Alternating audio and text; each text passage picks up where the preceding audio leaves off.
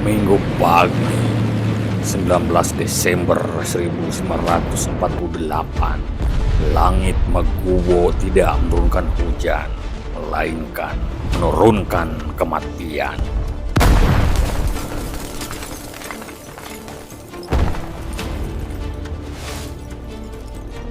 Tanpa peringatan, tanpa deklarasi perang, ratusan pasukan payung Korps Spesialis Troepen Belanda membelah langit Yogyakarta. Ini bukan latihan, ini adalah operasi kerai atau operasi gagak. Sebuah misi rahasia dengan satu tujuan: menghapus nama Indonesia dari peta dunia selamanya.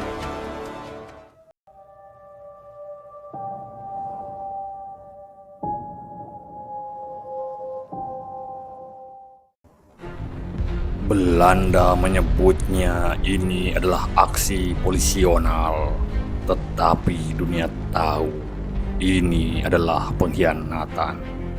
Perjanjian Renville baru saja disobek di depan muka delegasi kita.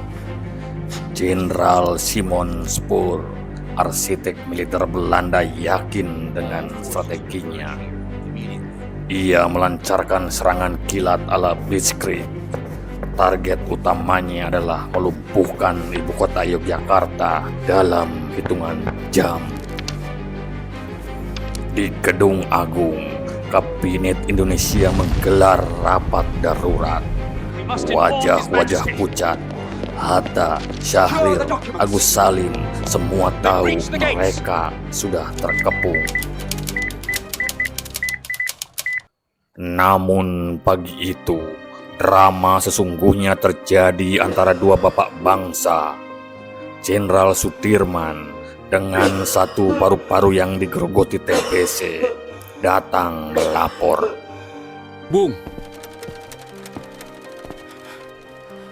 Anda harus ikut kami masuk hutan. Tidak, Dirman. Saya tetap di sini.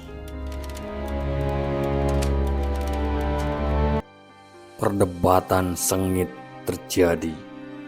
Itu adalah perpisahan yang menyakitkan. Diplomasi memilih bertahan di istana, militer memilih mati di hutan.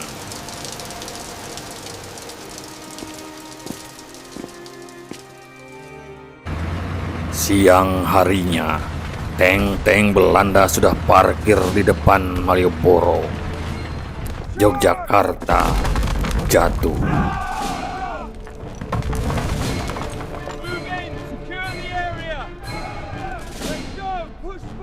Istana dikuasai. Soekarno, Hatta, dan Syahrir ditangkap tanpa perlawanan senjata. Belanda mengira mereka sudah menang. Mereka menyiarkan ke seluruh dunia, Republik Indonesia sudah tidak ada. Republik Indonesia is dood. Tetapi mereka lupa satu hal. Sesaat sebelum ditangkap, kawat rahasia sudah dikirim ke Bukit Tinggi. Saat para pemimpin ditangkap, satu kawat rahasia berhasil lolos. Tujuannya Bukit Tinggi, Sumatera Barat.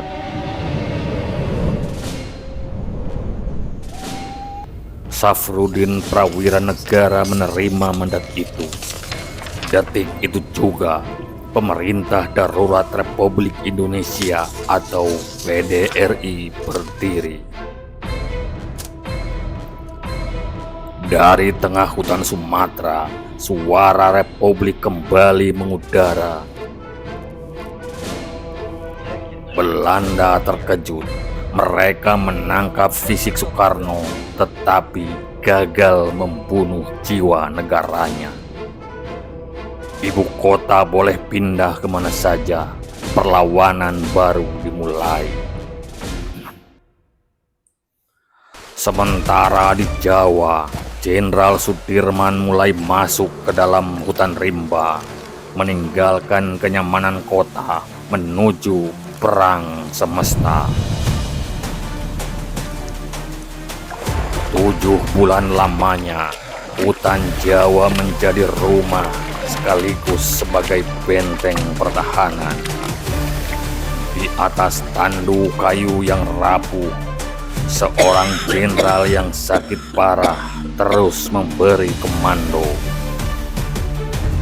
Tanpa obat-obatan, seringkali tanpa nasi, hanya semangat yang membuat mereka tetap berdiri kokoh. Bagi Belanda, hutan ini adalah neraka, musuh tidak terlihat. Serangan datang dari balik pohon, lalu menghilang seperti hantu. Teknologi canggih Eropa lumpuh di hadapan alam Indonesia. Kekuatan Sudirman bukan pada fisiknya, tetapi pada zikirnya. Rakyat menjadi mata dan telinga, pagar betis yang tak bisa ditembus musuh. Taktik gerilya ini mematahkan mental para pasukan elit Belanda. Mereka sadar mereka bisa merebut kota, tetapi tidak akan pernah bisa menguasai desa. Inilah perang rakyat semesta.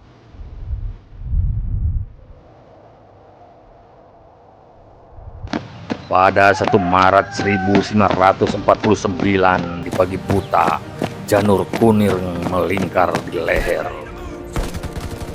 Serangan umum dilancarkan tepat di jantung Yogyakarta. 6 jam, hanya 6 jam, ibu kota dikuasai kembali. Itu sudah cukup. Wartawan asing melihatnya. Berita itu sampai ke kota New York. Propaganda Belanda hancur seketika. Dewan Keamanan PBB marah. Amerika mengancam memotong bantuan Marshall Plan untuk Belanda. Belanda pun terpojok. Militernya gagal, diplomasi berantakan. Mereka dipaksa duduk kembali di meja perundingan. Pada 6 Juli 1949, pemimpin yang dibuang itu kembali ke Yogyakarta sebagai pemenang. Namun harga yang dibayar sangatlah mahal. Kesehatan sang jenderal hancur di hutan. Agresi militer 2 bukan tentang kekalahan militer. Ini adalah bukti bahwa republik ini tidak dibangun dari semen dan batu bata. Ia dibangun dari darah, keringat, dan penolakan keras untuk dijajah kembali. Api 1948 itu masih menyala di sini. Sampai jumpa di penelusuran berikutnya. Saya dan inilah Kronika.